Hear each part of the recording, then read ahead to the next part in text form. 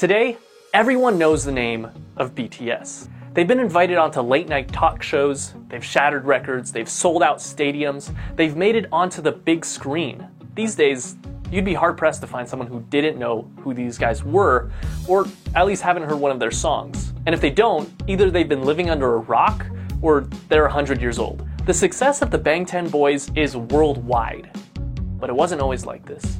And it all started with one man.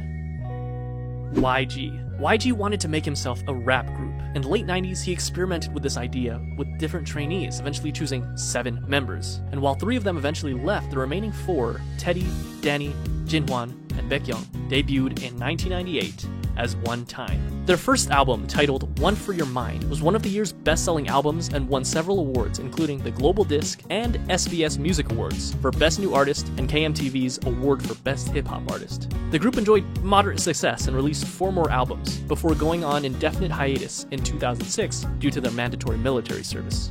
The year was 2010, and the 5-year-old company, Big Hit Entertainment, had previously signed 2 artists, 88 and 2AM. They had their share of successes, but they were very traditional K-pop groups. Big Hit wanted a fresh, new sound, and upon listening to One Time, CEO hitman 𝐉𝐔𝐒𝐬 had decided that that was the sound that he was looking for. And on top of that, the youth needed someone to relate to, and more importantly, look up to. He had decided he would create a hip-hop group.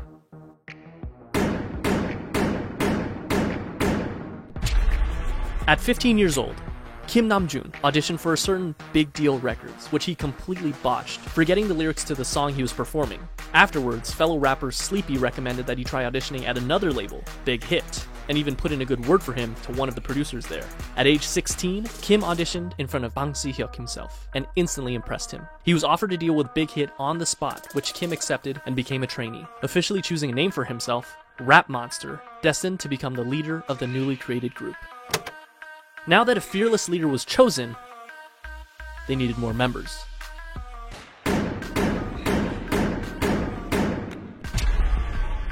Min Young-gi was a 17-year-old living in Daegu, an avid basketball player and rapper. He had been interested in music, especially rap, from a very early age, and despite his parents' disapproval, started performing as a rapper while still in high school. He quickly gained attention as a rapper and producer in the underground hip-hop scene. One day he saw a flyer for a rap competition called Hit It and decided to participate. And although he only placed second, the company hosting the competition, you guessed it, Big Hit, decided to sign him on as a producer. Hitman Bang spoke with him afterwards, convincing him to join a newly created hip-hop group. He told him to just focus on rapping and assured him that he wouldn't need to dance. He was lying. And just like that, the new group had a second member, known as Suga, the combination of the first 2 syllables of shooting guard, his favorite position in basketball. But they wouldn't stop there. Rappers were nice, but Big Hit actually needed a dancer. Jung Ho-seok always loved dancing.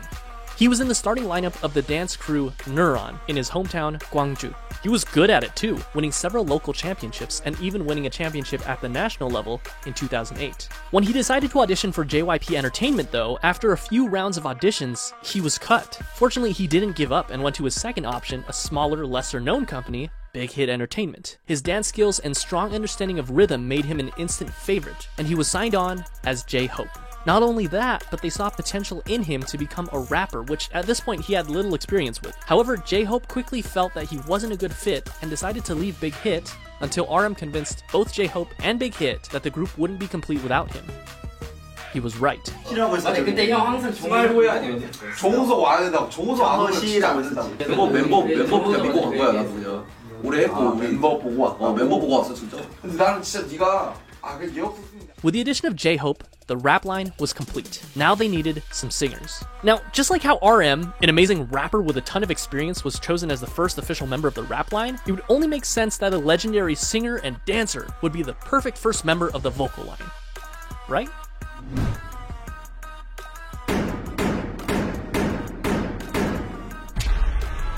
But Kim Seok-jin didn't have any sort of experience like that. Believe it or not, one day when he was walking on the streets of his hometown, Anyang, he was approached by a representative of SM Entertainment with an offer to work for the company. In typical Jin fashion, he never followed up with them because he believed it to be a scam. Apparently, Jin was a very good-looking guy because years later, this time as a college student in Seoul, he was once again approached on the street, this time by an executive at Big Hit Entertainment.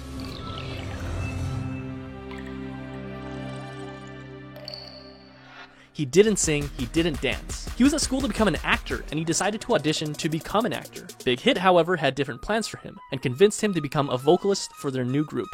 To do so, he literally learned to dance and sing starting from zero, but thankfully, not without help from other vocalists.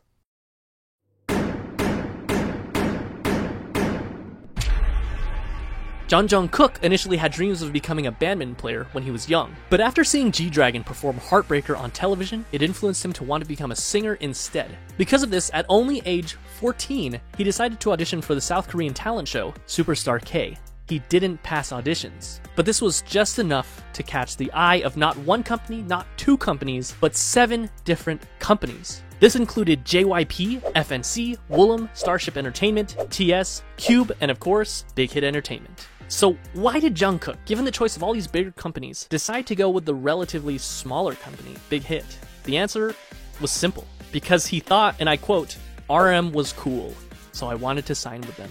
That brings the number of members to 5. The next member of BTS was just as surprised to find Big Hit as Big Hit was to find him, and it almost didn't happen.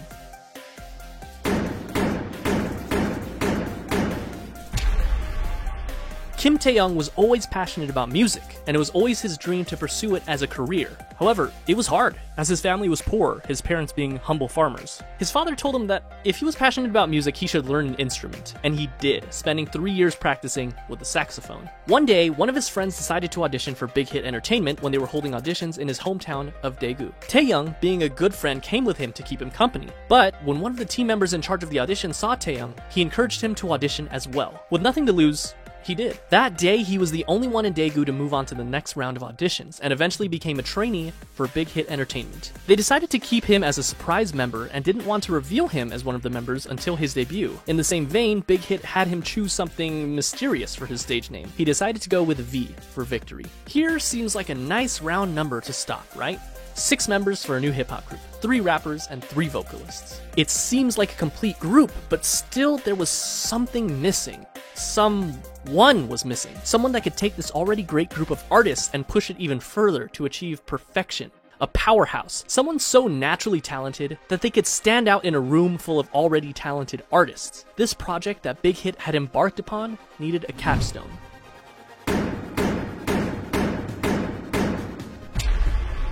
Park Jimin was a naturally talented dancer. When he was in middle school, he attended a dance academy and continued to pursue dance at Busan High School of Arts, where he studied contemporary dance and was the top student in the whole modern dance department. Impressed by his raw talent, a teacher encouraged him to audition for Big Hit Entertainment, who were holding auditions in Busan. He was only 16 when he passed the audition and moved to Seoul to become a trainee. He was the final member of the group, and he also had the shortest training period.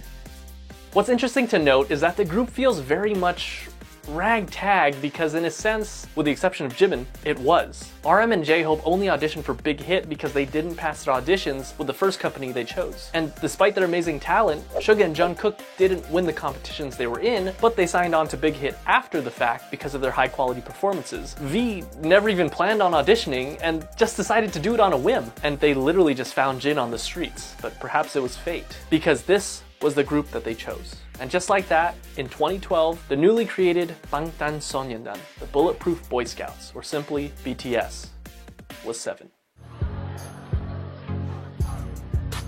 저도 아침에 리허설 때 이거 보고 많이 웃었습니다. They had the group, but they still needed the music. In early 2013, they set out to create some social media presence for themselves before officially debuting, posting song covers on both SoundCloud and YouTube, which you can still go watch today. In May, Big Hit launched a countdown clock on their website in preparation for BTS's debut album, complete with a trailer and a ton of promotional material, including photos for the first time of all the members in the official lineup. Finally, the big day came. June 12, 2013, BTS held a press conference and a debut showcase where they performed their 2 singles, No More Dream and We Are Bulletproof Part 2.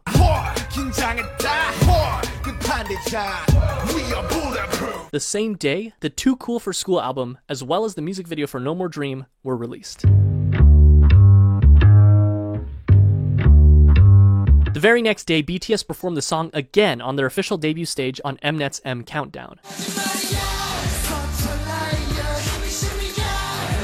This was the world's first taste of BTS. Commercially, the album didn't do extraordinarily well. The lead single, No More Dream, peaked at 124 in Korea, and the album sold only 24,000 copies during its first year. Bulletproof Part 2 didn't even chart. The first year wasn't all that great for BTS, but despite everything, people saw them.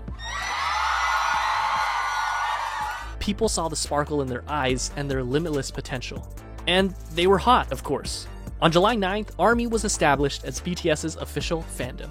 They made their comeback only 2 months later in September when they released their single, No, along with their EP, part 2 of what would be their school trilogy, Oh, Are You Late 2. In the music video for the single, they made a commentary on the harsh Korean education system, along with their previous themes of hopes and dreams. No peaked at 92 in Korea, but also quickly fell off the charts. The album debuted at number 4 on the Gaon Weekly chart and was the 55th best-selling album in South Korea that year. This was enough to secure them the coveted New Artist of the Year award at the Melon Music Awards, the Golden Disc Awards, and the Seoul Music Awards. Part 3 of the School trilogy was released in February of 2014, the EP School Love Affair. This time, the lead single was Boy in Love, and the other single being Just One Day. The album, as well as both singles, enjoyed moderate success, with the album topping the Gaon album chart as well as making its first international appearance at number 3 on the Billboard World Albums chart. The album also marked their first distinctive change in theme, focusing more on school life and young love, as evidenced by their Boy in Love music video. They also held their first fan meetings with a crowd of 3,000 in Seoul. BTS was doing well. That is, until July. This is, unfortunately, a dark chapter in the lives of BTS and ARMY. That's right, American Hustle Life. I'm joking, of course, but American Hustle Life was a reality show put together by Mnet that brought BTS to Los Angeles, where they had the unique opportunity to learn the true ways of hip-hop from the masters. And it was a pretty darn cringy opportunity, but an opportunity nonetheless. Whatever you do, just don't watch the Warren G version of Boy in Love. You've been warned. However, cringe and all, the trip proved fruitful for BTS, making connections, performing their first US concert for free in front of 200 fans, as well as their first appearance at KCON. The next month, in August, BTS released their first full-length studio album, Dark and Wild. The album featured 2 singles, Danger and War of Hormones.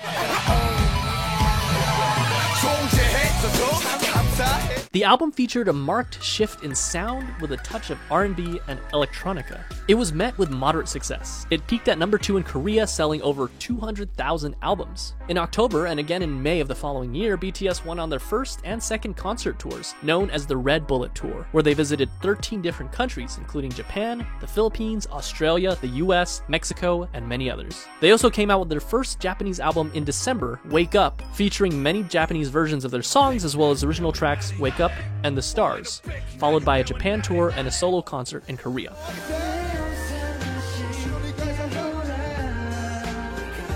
Although Dark and Wild got decent attention, they needed something different. They needed something that would shake things up. They got to work. April 29, 2015 was their comeback. When this album was produced, each member had a hand in writing songs for the album. They again changed their sound, from aggressive hip-hop to youthful, colorful styles. And not only their sound, but their image as well. This can be evidenced by their newest EP, The Most Beautiful Moment in Life. And just by looking at the album cover, they ditched the dark colors and the bulletproof vest symbol that had become so synonymous with BTS, and replaced it with a simple white and pink background overlaid with the title. And then, they dropped the single that would change everything. I Need You. It was sentimental, it was hopeful, it was new. Just by looking at the music video, we can see that BTS has also ditched their punk bad boy image and replaced it with a more real, vulnerable, down-to-earth, and youthful feel. This proved to be the change that BTS needed for mainstream success. Billboard called it one of the greatest K-pop songs of the decade. It charted at number 5 in Korea, and even led them to their first music show win on SBS MTV's The Show. And that wasn't all, they released their second single, Dope, on June 24th, which started off with a poignant line from RM. 어서 와. 방탄은 처음이지? Welcome. Is this your first time with BTS? And you know what? For a lot of people, it was. In a way, their first studio album and tour can be seen as their stepping stone between old school BTS and new school. In November, they came back with their follow-up EP, The Most Beautiful Moment in Life, Part 2, the second EP in what would be dubbed the Youth Trilogy, which featured the single Run. The album focused even more on the frivolity, friendship, and carefree attitude that comes with enjoying one's youth, but just like in I Need You, contrasted that with suffering, depression, loneliness, society, and the stark and sometimes dark reality of life. Compare this with the far cry of the No More Dreams music video. It felt real. It was darker, grittier, more humble, more meaningful, and most importantly, RM lost his mohawk. Run also connected narratively with their previous single, I Need You, and another video released in September titled On Stage Prologue established what would come to be known as the BTS universe, or the BU, which would eventually combine music videos, short films, books, short stories, webtoons, and even a mobile game to create a cohesive story. And I won't go down this rabbit hole because there is a lot to digest, but it's definitely something to look into if you're a hardcore ARMY. The same month, they kicked off their third tour, The Most Beautiful Moment in Life on-stage tour, where they performed songs from their two recent EPs, Part 1 and Part 2. And Part 2 was a hit, their biggest so far. It topped the weekly Gaon album and Billboard World Albums charts, and on Billboard, it stayed there for multiple weeks, the first K-pop act to do so. It also appeared on the Billboard 200 albums chart, not world albums, which is reserved for foreign non-English songs, but simply the top 200 albums, peaking at 171. Which is kind of amazing considering that this was back in 2015. They also received Best World Performer at the 17th Mnet Asian Music Awards. This brings us to Part 3 of the Youth Trilogy, The Most Beautiful Moment in Life, Young Forever, released on May 2nd, 2016, which featured probably my favorite BTS album cover. Young Forever was actually a compilation album of parts 1 and 2, so it was mostly the same songs, but it was notable that it had some new singles, Epilogue, Young Forever, Fire, and Save Me. The latter two performed exceptionally well, with both songs topping the Billboard World Digital Songs chart. This was also the second BTS album to chart on the Billboard 200 at 107, and it topped both the Gaon weekly and monthly chart, which earned BTS their first Daesang. 방탄소년단 축하드립니다. Album of the Year at the 8th Melon Music Awards.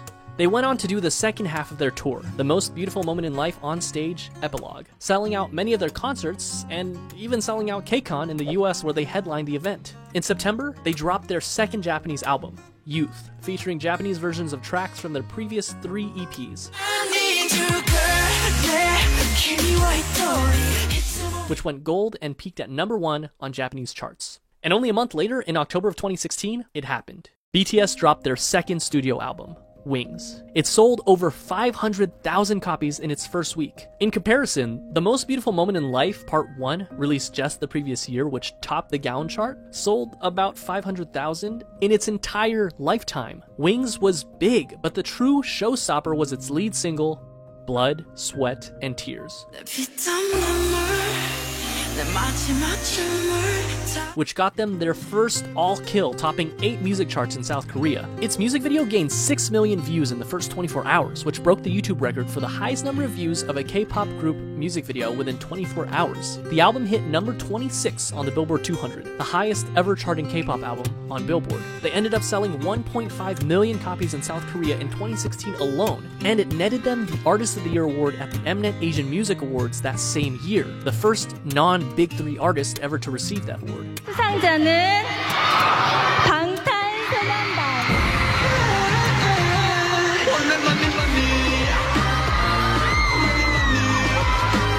After Blood, Sweat, and Tears, they were on a roll. BTS was unstoppable.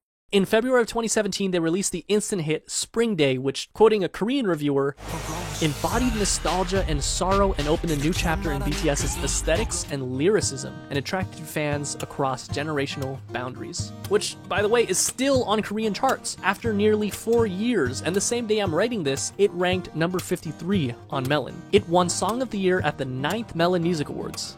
After the release of Spring Day, they went on yet another tour, the 2017 BTS Live Trilogy, Episode 3, The Wings Tour. The tickets sold out within minutes, including in the United States, the first K-pop artist to do so, and went on to win Best Social Artist at the Billboard Music Awards. The first for a Korean artist, but they would go on to win this award 4 years in a row. The next year was a period of massive growth for both the group's popularity as well as their style. They released the Love Yourself series, starting with Love Yourself Her in September of 2017, Love Yourself Tear in May of 2018, and Love Yourself Answer in August of 2018.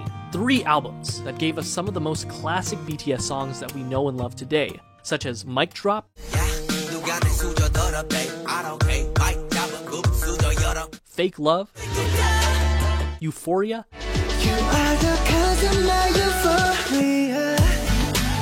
Idol,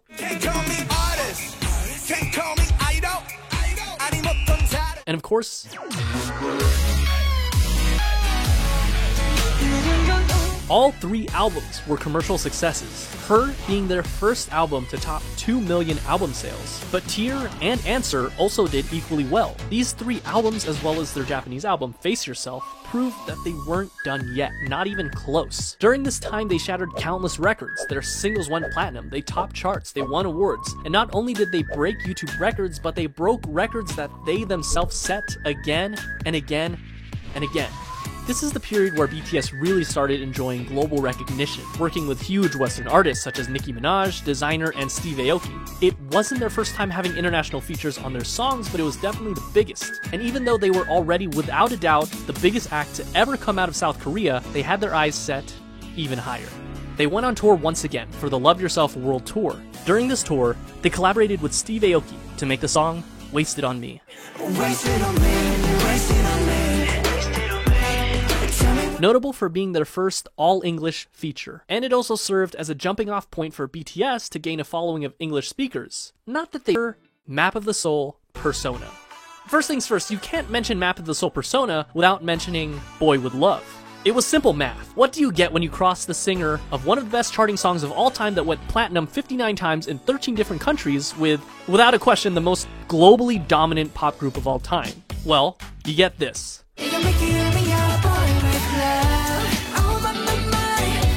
Nothing less than an instant hit. Number 8 on Billboard Hot 100, platinum in the US, 21 music show wins, number 1 on iTunes in 67 different countries, the most liked and the most viewed YouTube video in the first 24 hours, the fastest video to reach 100 million views, a current view count of over 1 billion views, 7 boys, 1 girl, and 7 different hair colors. They were the talk of the town, invited to talk show after talk show after talk show. The second single on the album was Make It Right. Oh, I can make it right. Written by Ed Sheeran himself, including a version featuring Lau. The album debuted at number 1 on Gaon and sold 3.2 million copies its first month, and that's only in Korea. It became the best-selling album in South Korea ever. It swept every major Korean music show, winning Album of the Year in each one of them. They followed up this legendary EP with the Love Yourself, Speak Yourself World Tour, where they sold out both the Rose Bowl and the Wembley Stadium in only an hour, the only non-English speaking act to do so. They even performed as a solo act in Saudi Arabia, the first foreign act to do that. The last stop of their tour was at South Korea's largest venue, the Seoul Olympic Stadium. They ended up grossing $200 million. During this time, they also created a visual novel style game for mobile devices called BTS World, where the player can interact with the members. This also came with an original soundtrack with tracks unique to the game featuring Western artists, Zara Larsson, Charlie XCX, and Juice WRLD for the tracks A Brand New Day, Dream Glow, and All Night respectively. In December of 2019, the group swept the grand prizes for both the Melon and Mnet Music Award shows, the first artist to do that. Map of the Soul Persona was legendary, truly a marvel in modern music. So, how could BTS follow up the best-selling album in South Korean history, you may ask? Easy. Make an even better-selling album. And that's what they did with Map of the Soul 7. The album was released on February 21st of 2020, featuring the singles Black Swan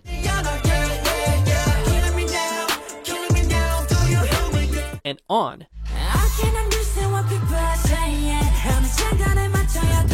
and sold over 4.1 million albums in just the first week, and the first Korean album to be certified as quadruple million on the Gaon Music Chart. It debuted at number 1 on music charts all over the world, including the US, Korea, the UK, Japan, and much of Europe. It's not an exaggeration to say that this album left a permanent mark on the world, launching BTS into legendary status and becoming the best-selling artist in South Korean history. BTS had scheduled a Map of the Soul tour for April of that year, which would have undoubtedly outsold their record-breaking tour only a year prior, but unfortunately, the COVID pandemic caused the entire tour to be postponed, including the show at the Rose Bowl, which I was supposed to attend. But that didn't stop BTS, who performed virtual concerts, spoke at the Dear Class of 2020 graduation event, and released the Japanese version of their recent album with an original Japanese single, Stay Gold. Stay gold.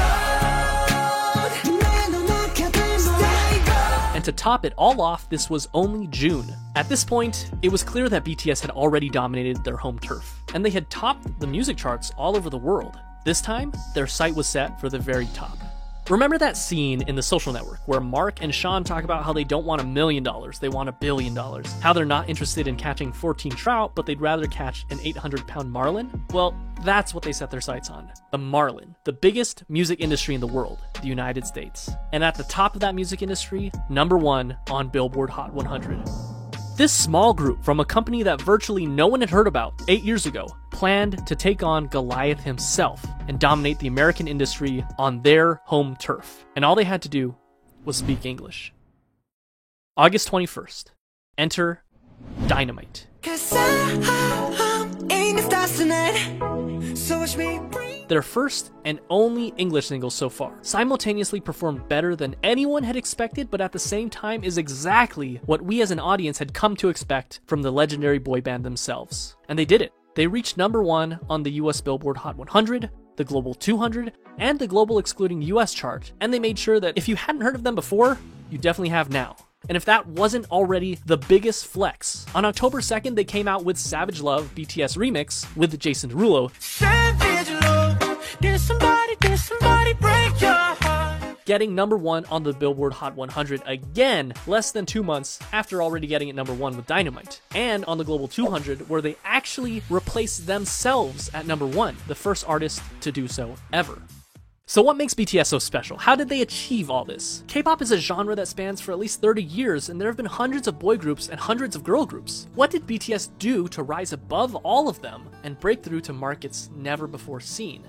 Historically, the boy band industry has been dominated by white English-speaking bands. And the fact that BTS has not only held their own, but blew any sign of competition out of the water on a global scale can be attributed to nothing less than their talent, hard work, and a bit of a 1 in a million miracle. They did it through their own blood, sweat, and tears, so to speak. Around the world, we see that boy bands have pretty much fallen into obscurity, but BTS is thriving. And though I've stated this all before, it's worth saying again, in contrast to other bands who would sing about romantic relationships with girls and what some would call predictable bubblegum pop tunes, BTS is continuously pushing the envelope and changing their styles. According to an article by Vulture.com, they describe this style as much less a successor of the Backstreet Boys and more of the successors of Michael Jackson, whose choreography and charisma were unprecedented. While of course there's a lot of love for the angelic vocals of BTS, rap has also played a very important part in creating their own style. In stark contrast to the typical boy band where every member sings, it's so refreshing when you're in the middle of a song and you hear RM's raw rapping skills, J-Hope's energy, or Suga's soul put into every single line. Interestingly enough, at the first glance, it seems that the success of BTS was miraculous, despite not being part of the Big Three, but it can also be argued that their success was because of their separation from the Big Three. Their label, Big Hit Entertainment, whose founder emphasizes artistic freedom more than anything else, allowed them to make their own sound.